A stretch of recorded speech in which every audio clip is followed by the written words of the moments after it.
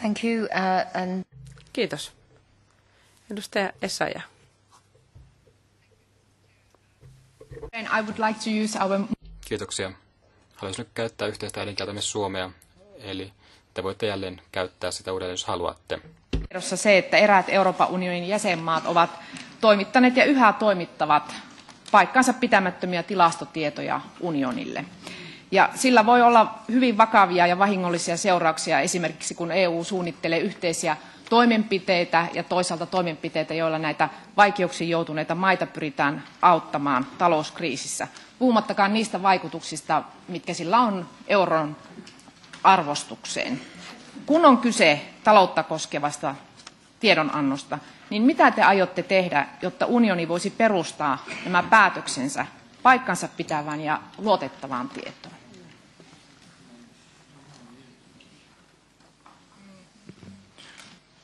Olette oikeassa, että paikkansa pitävä ja luotettava tieto, tilastotieto luo perustan talouspolitiikan analyysille ja päätöksille.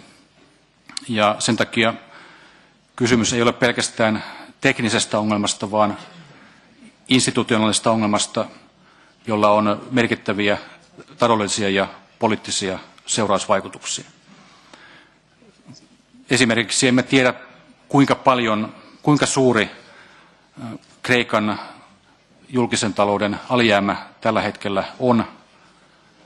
Ja sen takia on tietysti vaikea mielekkäällä tavalla asettaa pitkän sihdin tavoitteita. Sen sijaan voidaan kyllä lyhyellä tähtäyksellä tietää, että joka tapauksessa tarvitaan konkreettisia ja vaikuttavia keinoja julkisen alijäämän saattamiseksi kestävälle tasolle. Kun näin on tietysti selvää, että tähän asiaan tarvitaan korjaus ja päävastuu tästä on Kreikan hallituksella ja viranomaisilla. He ovat ryhtyneet toimenpiteisiin ja komissio ja Eurostat osaltaan tukevat Kreikkaa näissä toimenpiteissä Kreikan tilastolaitoksen uudistamiseksi ja tilastotoimen saattamiseksi luotettavalle tasolle. Tämän lisäksi voin muistuttaa, että komissio esityksessään 4 vuotta sitten pyysi tarkastusvaltuuksia, englannin kielellä auditing powers, joita neuvosto ei meille myöntänyt vuonna 2005, kun asiasta tehtiin päätös.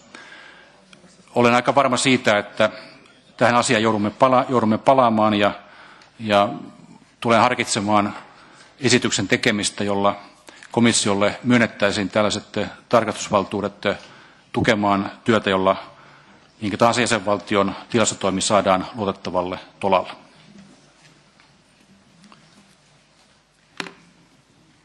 Further question. Sanoitte avauspuheenvuorossanne hyvin, että tulette erityisesti kiinnittämään huomiota nimenomaan Eurostatin ja kansallisten tilastokeskusten toimittamaan tietojen sen oikeellisuuteen. Olisitteko jopa valmis harkitsemaan jonkinlaisia sanktioita niitä jäsenvaltioita kohtaan, jotka toistuvasti toimittavat vääristynyttä tilastotietoa? Millaisia kovempia keinoja voisitte harkita?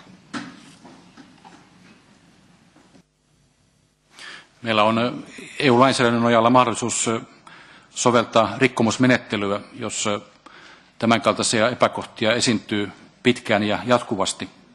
Toisaalta me tarvitsemme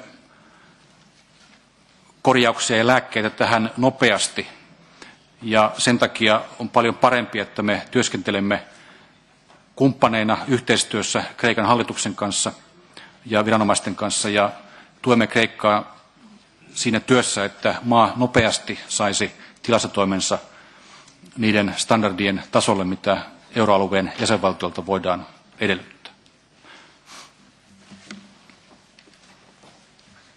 Thank you. Now it's back to the Socialists and Democrats.